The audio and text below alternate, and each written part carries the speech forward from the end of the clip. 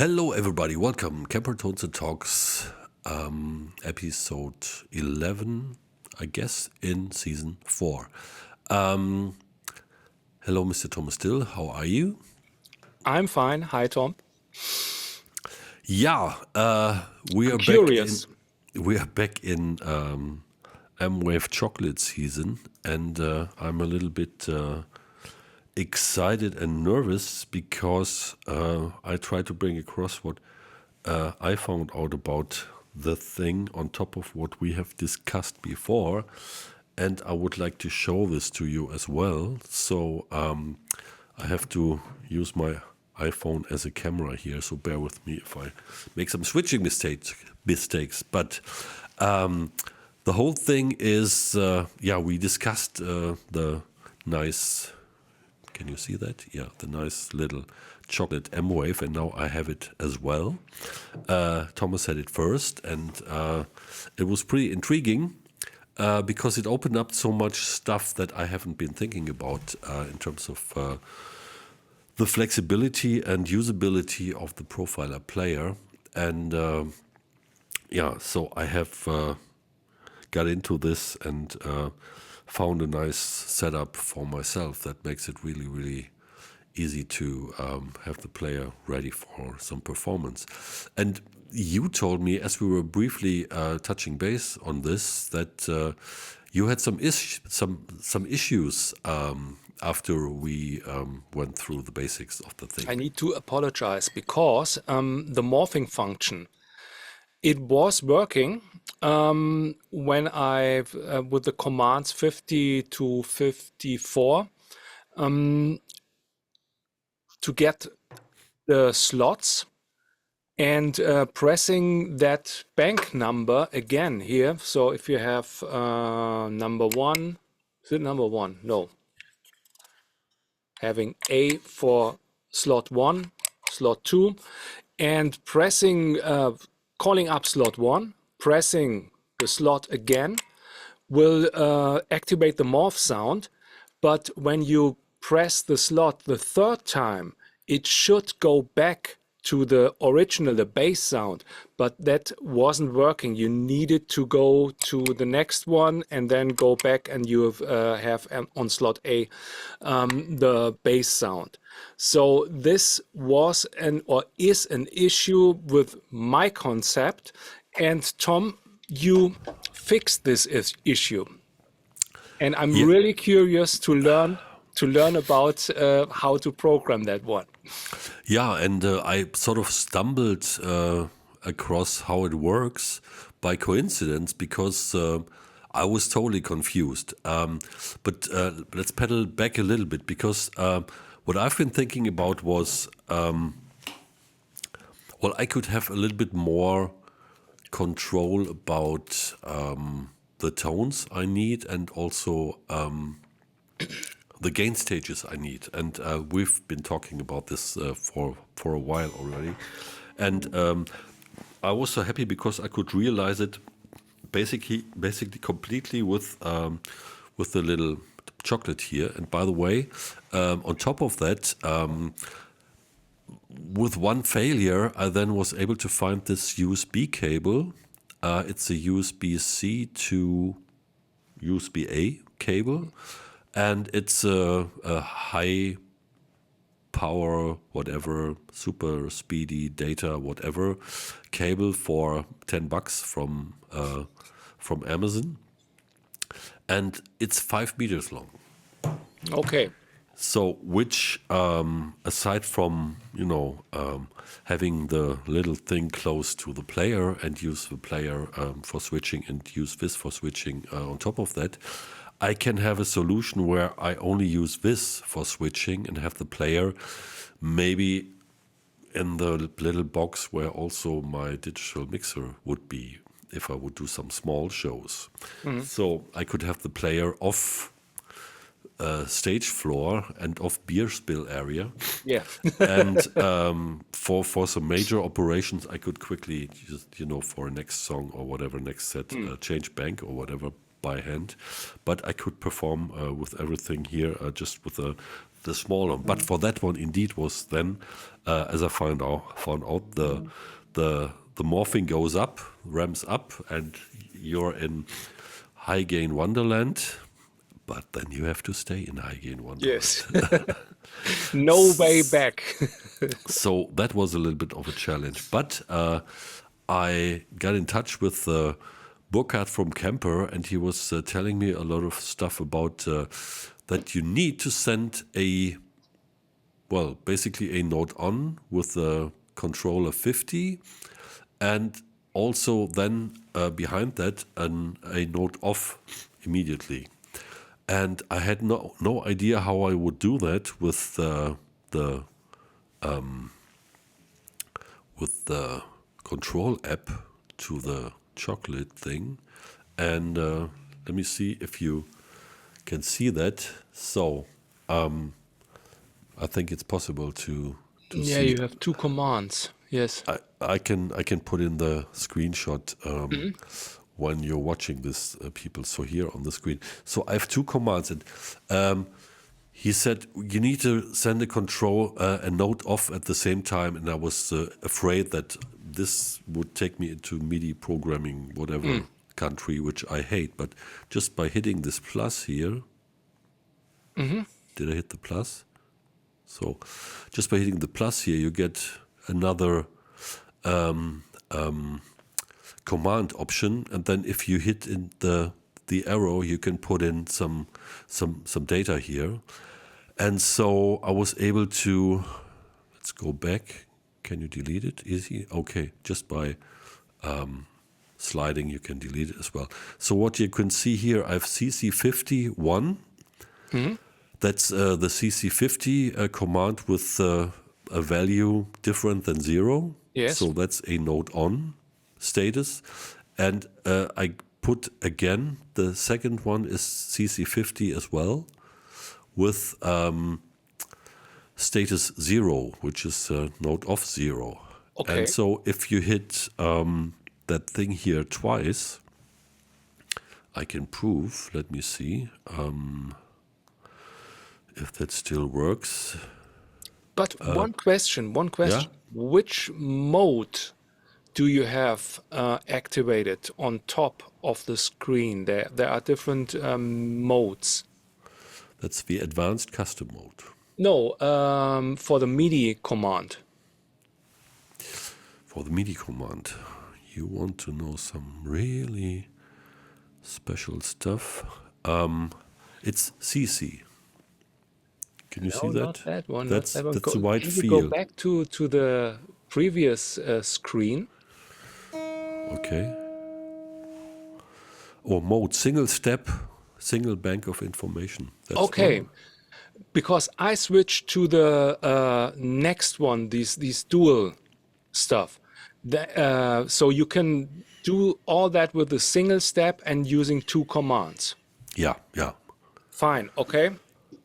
And that was just, it happened by coincidence, because I got this information about this several commands you need to send, and no specification on in which order, whatever. I just was there staring at that screen with this CC51, and it said A bank and had this plus. So when there's a red knob and there's a sign, do not push, what do you do? Of course,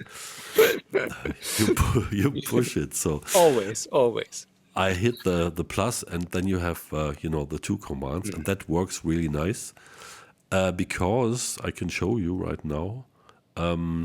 Hopefully, if that camera thing does work. Yeah, it does, it seems. So let me guess. I switched to the iPhone camera. Hey, technology. So here's the thing. Just hitting that, and let's make sure that the guitar doesn't fall down. So I have I'm on slot 3, switching to slot 2, and hitting slot 2 again. Morphing ramps up. You see the blue LEDs, and again morphing goes down. There's a little bit of delay because I was programming a little ramp up, so that if I keep, after a solo, the tone ringing, and I hit go back to the normal one, so it's fading, the distortion away, and that's quite nice. And yeah, as I said, I have now 4 slots available directly, all with morphing. Plus, what I did here is, you can see, I have the Nectar expression pedal connected here, and for this I will show you my screen. So here's my rig manager screen, and here the thing is, let me see, here we go, there's the rig button, and I've programmed a range. And I haven't updated. So you use the expression pedal as volume pedal? Yes, I use the expression pedal as a volume pedal, and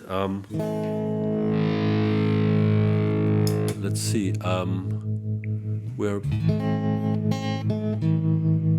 you see Black Dano Wet, and the expression pedal is on heel position, but as I have defined this range, it does not go to volume 0. It just reduces the input level, and that gives me a perfect clean tone. And when I use the expression pedal to max,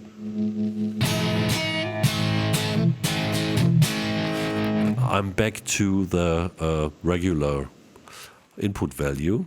And if I just kick it with a quick step to the heel,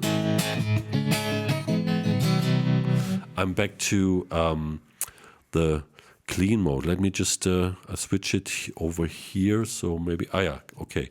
You can see here, and here's the little M-VAVE. So I have this in here, clean,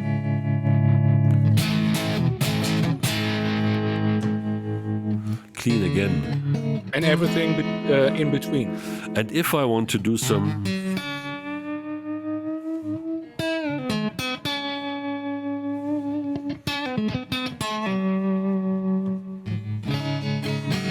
add a little bit of sustain and a little bit of girth to the tone. I can go in between this, but with just one simple step, bam, I'm to my definite clean position, which is always a challenge if you do that with the volume knob. With this guitar, I have put in this push-pull potty. We talked about that. To just make sure that I can always get back to a defined position, but I don't have that in every guitar. This was just a test. And that's just pretty simple, because I can do the singing and coming out of the chorus with a little bit more engaged guitar tone, and then very dynamic for the verse tone. So, and that's and then on top of that I can have this the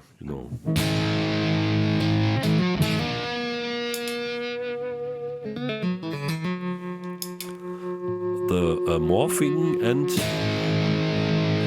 then also a touch of more on the morphing as well, or 12. a little less. So basically now with these four switches, I have 4 gain tone scenarios, plus for each of them, with this one here, the clean situation I can reach immediately without needing to change a preset, which would change the entire stuff, because I can go with this to a clean version of it for every preset I have here. So if you guys have questions about that, or you, Thomas, just let me know.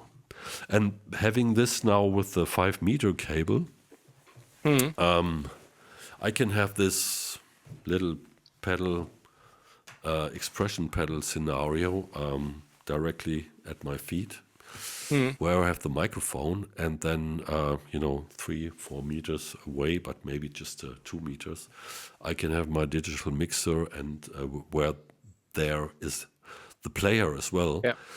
And have it out of the beer spill area. Okay, I'm not playing punk concerts, but you never know.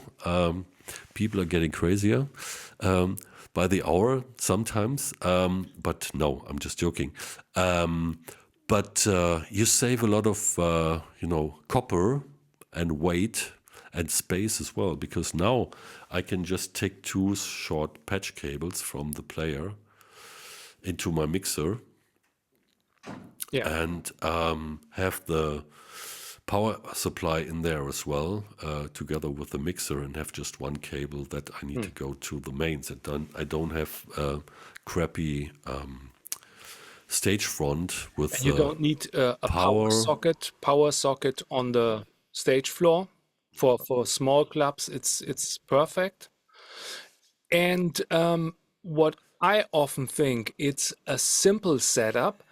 And for somebody who sings, just for this look, you have, so here it's, you have just 4 switches and 1 pedal. This is easy to handle. Sometimes it's really difficult. Then you have something blinking down there. Oh, where should I press which switch? Oh, that was the go-to 15 switch, not for the ballad. But so this is really easy to handle, and it's great. Some people, it's sometimes when you prepare for a gig, you think, oh yeah, I can do that. And then when you are on stage, lights are coming, some people are walking, and everything looks difficult sometimes. And if you have some easy setups, you're safe. You can concentrate on your playing, on your performance, and it's always better to have. Yes, and I've did this so many times, and even especially when you're doing some, I don't know, not the typical rock and roll or stage audience situation thing. If it's a part of a show, whatever, some speaking in between and stuff like that, you're always afraid that some bozo who doesn't care and gets a kick out of not caring, is walking across your pedal board, or some, I don't know, stage setter is taking away the board for a little bit, and then you come back and everything is away. So these things I just take, this is what I just pull out of the case. Yeah. I put it to the front and I throw it back into the case. Just disconnect one cable, the power cable, and close the lid. Guitar on the back, and back onto my scooter, and off we go. Or even beat the singer to the bar, because we don't have to. We have like 0 set and breakdown times, and can be in conversations with the audience. Yeah, and another thing to mention is when you have gigs with 2 or 3 bands and you need a quick changeover. With that setup, you can place all the audio equipment on side of the stage, connect it to everything, and just place your foot switches in front of you, and you're good to go. So always something to think about. Yes, and I was so amazed also by, maybe you've seen the video, I did an interview with the guys. I met Mike Tramp with the White Lion, legend, and his current guitar player, who is a great guy, Markus Nant, in Hamburg at Grünspan. And that was an evening with 3 bands playing. Headliner were the Dead Daisies, then were Bisto Blanco, and then at the first ones on stage were, Mike Tramp, White Lion. And they had this weird system similar to what I was using back in the day, but they had it now with the latest stuff, digital mixer and the player in there, and an extra player for starting the backing tracks and things like this. And that was so fun to see when they came on stage and they told me before they're giving a stereo sum to the front of house guy. So the mix, they have control over themselves completely. So for the front of house guy, it's just like if he's putting up a CD, Yes. Louder. yeah, louder, and maybe, depending on, the people are in there, add a little bit of bass and crank up the treble a little bit. But everything's set nicely, and all the things happen where they're supposed to be. And they can run their in-ears even via cable, just from that little thing, because it's just on their feet. And that's nicely self-contained. And then they were away, turned down, all the stuff taken away from the stage in, I don't know, 2 minutes. And for all the other guys, it took quite a while, and then you have to do another line check and whatever. And I'm not saying that this is bad or this other concept is good. It's just a question of if you can play the gig or not. Because sometimes the big effort is just not possible. And then it's great when you have this smart, small solution where you can get in there quickly without too much hassle, bring your music to the people, to the world, and be gone also very quickly, so that people can do and can go on with whatever they're going on with at this certain And all the event. guys, So who are working, PA, light, all the crew, they are absolutely happy with uncomplicated people who are fast and have their stuff really going. yeah, that's true. So But this is something where you get some jobs. So yeah, that's true. Concert agency has to make some decision, which guys are we getting on tour. Oh, these are the easy ones, let's take them. Definitely. Yeah, they are great. They have good music, and also they're easy to handle because of Yeah. their setup. That's true, but there are other challenges. So you can never be sure. I had it once, and that's I don't know, a while ago. There was this place for sessions in my hometown here, and it was pretty cool. They had one opening act, which was somebody who had, songs and stuff like that. They usually started the evening, and then after half an hour, 40 minutes or so, it was an open session where the local music scene met, and pretty interesting things happened. So I was once the opening act. And with events like this, you sometimes have, cool people who are, working, because it was, of course, all volunteer stuff, because for the sake of, getting the session alive. And there was a guy, he was really nice, but he didn't sleep very well. He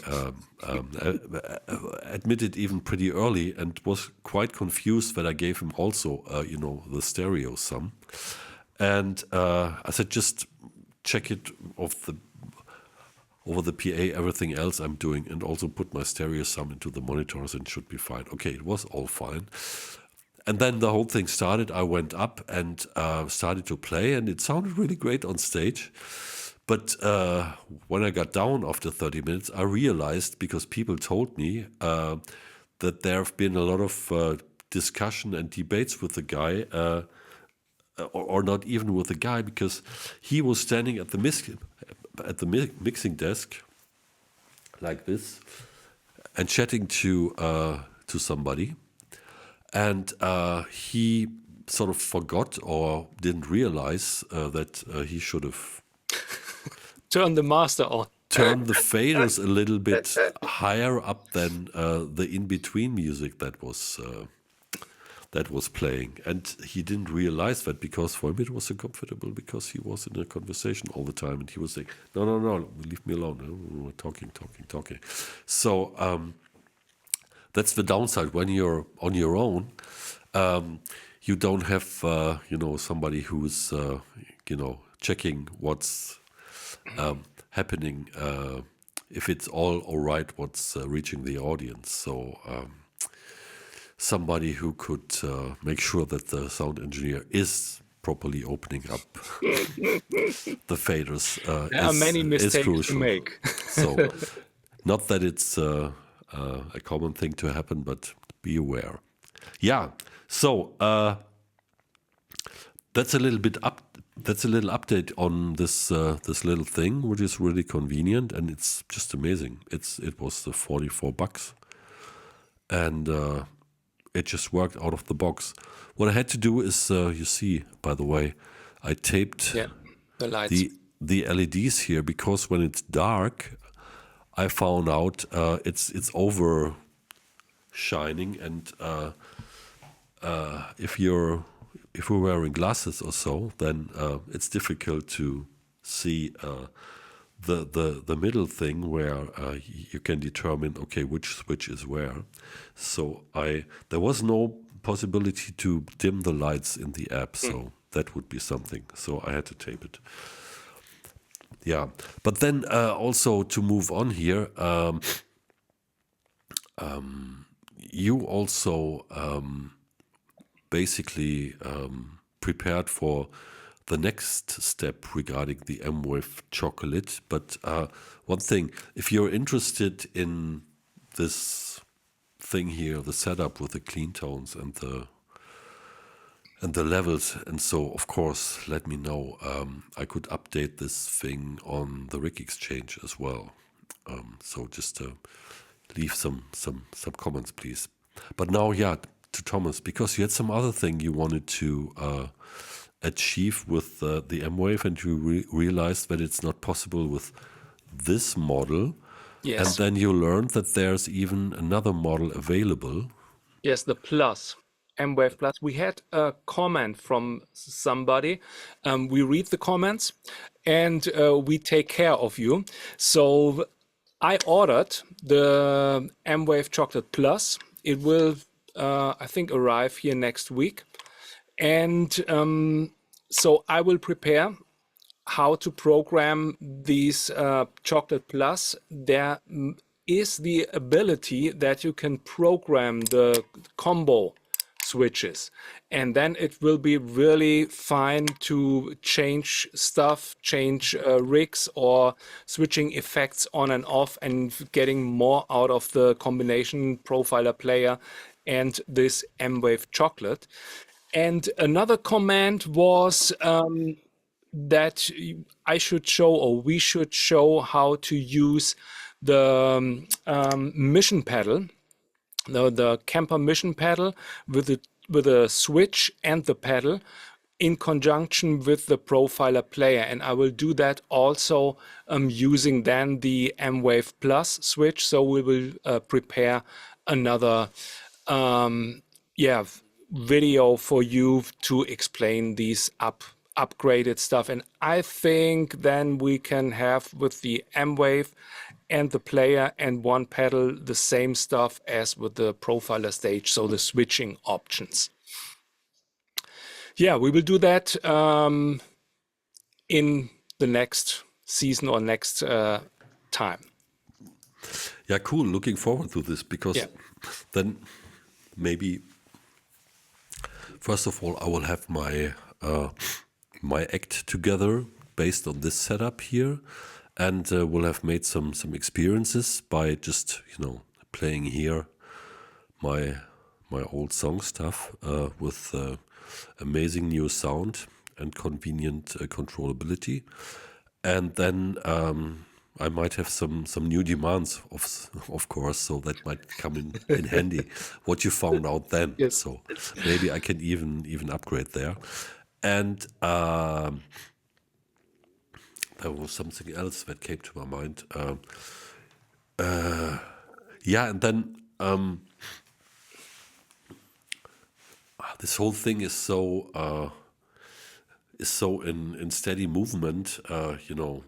The guitar tone and what's possible, the amazing technology that, it's a great time to live, and utilizing all this and making the best out of it, and optimizing your systems should make you really, really fit for getting gigs and stuff like that, as you said, because the whole environment and the stuff that usually comes with, getting to a gig becomes so much easier, and hopefully it will be a great time for live music then, with smarter and smaller gear. Yeah, and that's basically it for today, I guess.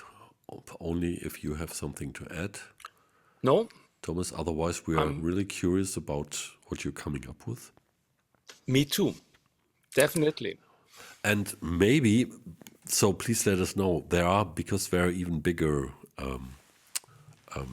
things with more switches if you're interested in doing this. But basically, the operation is then the same. You just have more options then. And another thing is, what I might be interested in is, well, if I could get even rid of this cable here,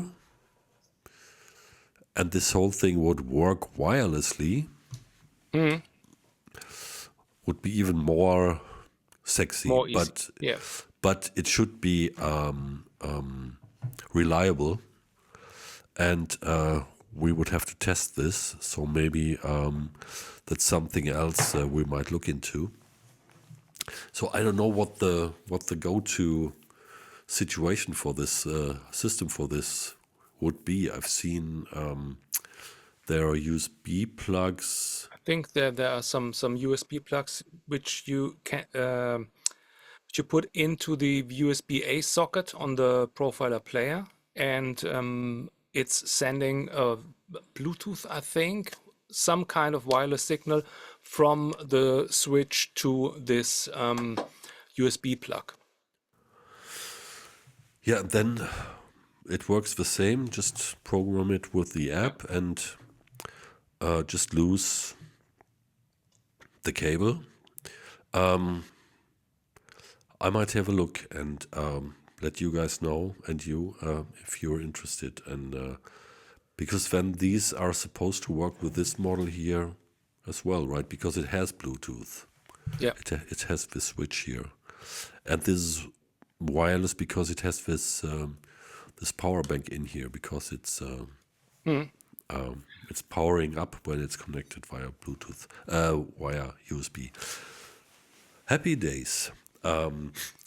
Let's find out if that works and if it's usable. All right. You guys have a nice holiday season, a continuous holiday season. We'll be back next week. And Thomas, thank you so much. Bye-bye. You're welcome. Bye.